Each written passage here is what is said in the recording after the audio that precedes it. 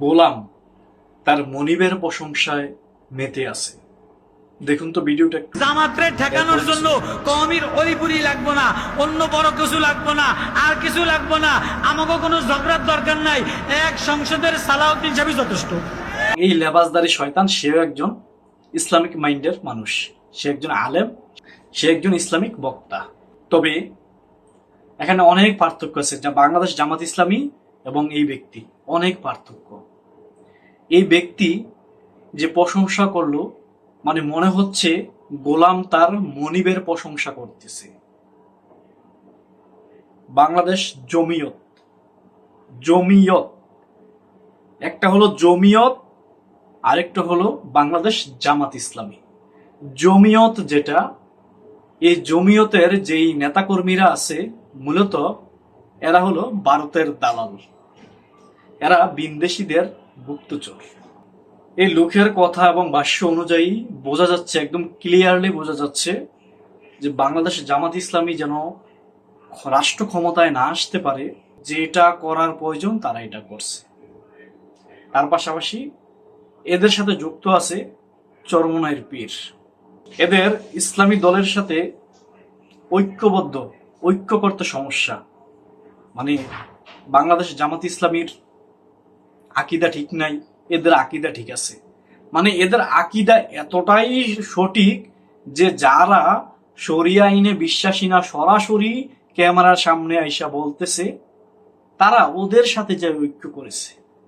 আর যারা ইসলামের খেদমত করে, যারা ইসলাম চর্চা করে, যারা জনগণের পাশে দাঁড়ায়, বাংলাদেশ জামাত ইসলামী, এই জমিয়ত বাংলাদেশ জামাত ইসলামের সাথে ঐক্য করতে মহা সমস্যা, কারণ আকীদা ভিন্ন।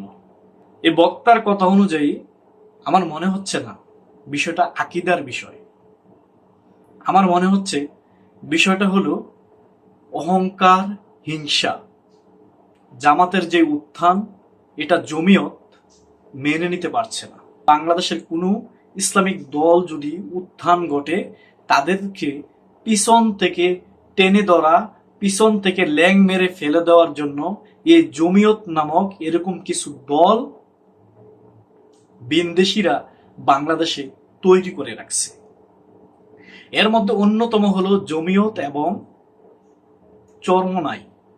আর বিশেষ করে এর মধ্যে যারা এই বর্তমানে আকাবির, যাদেরকে আকাবির বলা হয়, এদের মূল কাজই হলো বাংলাদেশ জামাত ইসলামীর বিরোধিতা করা, এবং যারা বাংলাদেশ জামাত ইসলামীর সাথে ঐক্যে যাবে তাদেরও এরা বিরোধিতা করতেছে।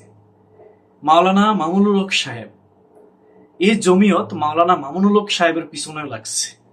মানে কথা হচ্ছে, মানে তাদের মানে বাহিরে গিয়ে যদি কেউ বাংলাদেশ জামাত ইসলামীর সাথে ঐক্য করে, তারা তাদের বিরুদ্ধেও লাগে।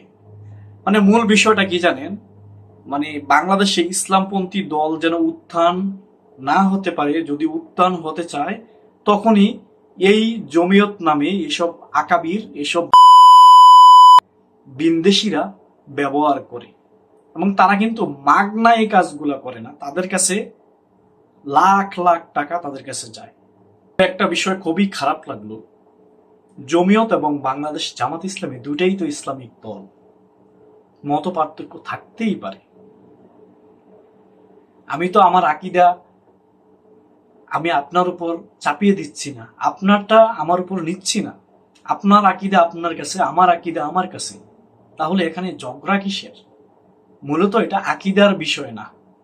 আকীদার বিষয় হলে এখানে ঐক্য করতে পারতো, ঐক্য হতো। এটা আকীদার বিষয় একেবারেই না, এটা হলো হিংসা, অহংকার। এবং এই জায়গাটাই, এই তাদের এই দুর্বলতাটাই বিন্দেশীরা ব্যবহার করছে। মূলত তারা মানে এগুলো করতে করতে তারা বিন্দেশীদের দালালে রূপান্তর হয়ে গেছে। এখন তারা চাইলেও তাদের কাছ থেকে তারা ফিরে আসতে পারবে না, কারণ অতীতে তারা যেই অর্থ সম্পদ তাদের কাছ থেকে নিছে, বিন্দেশীদের কাছ থেকে, ওই অর্থ সম্পদের নাড়া দিয়ে দিবে। তারা চাইলেও কিন্তু এখন আর মানে স্বাভাবিক অবস্থায় আসতে পারবে না। তারা যতদিন থাকবেই ততদিন জামাত ইসলামীর বিরোধিতা করবে। এটা যে যেভাবেই হোক, তাদেরকে বুঝাক না বুঝাক, তাদের হাতে পায়ে দৈরেও যদি বুঝায়, তারপরেও এই তথাকথিত আকাবিররা, এ বুইরা খাটাসগুলা বাংলাদেশ জামাত ইসলামীর বিরোধিতা করবে। এবং যারা বাংলাদেশ জামাত ইসলামীর সাথে কোনো ইসলামিক দল তাদের সাথে যদি ঐক্য করে, ওই দলেরও এরা বিরোধিতা করবে।